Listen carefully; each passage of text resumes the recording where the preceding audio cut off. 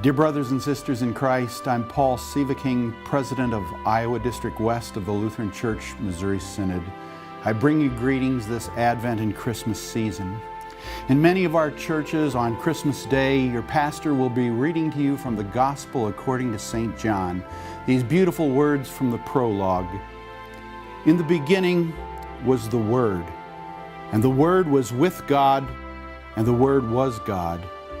He was in the beginning with God. All things were made through Him, and without Him was nothing made that has been made. In Him was life, and the life was the light of men. The light shines in the darkness, and the darkness has not overcome it.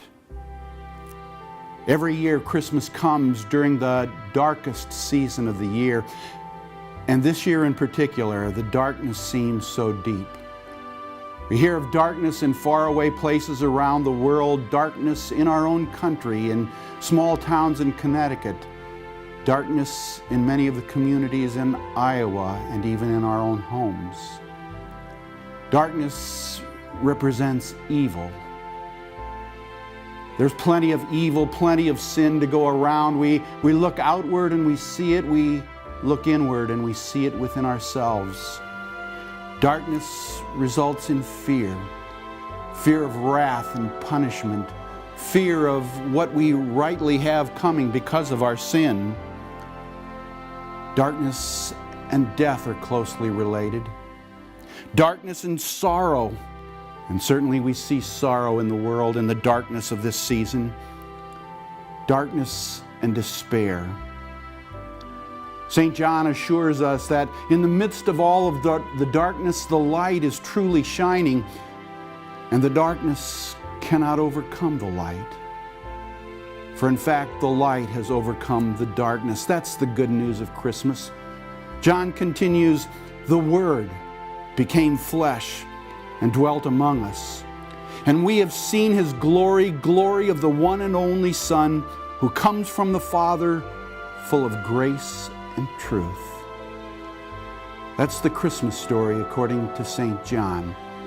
The simple miracle of incarnation, that God in His mercy and grace has sent His only Son, Jesus Christ, into this world, a lowly baby in Bethlehem, to overcome the darkness, to overcome all of the evil with His goodness, to overcome the fear with His peace, to overcome death by conquering it on the third day, rising from the tomb with a promise of life to all who live and believe in Him, overcoming the sorrow and turning it into joy, overcoming despair and granting us hope.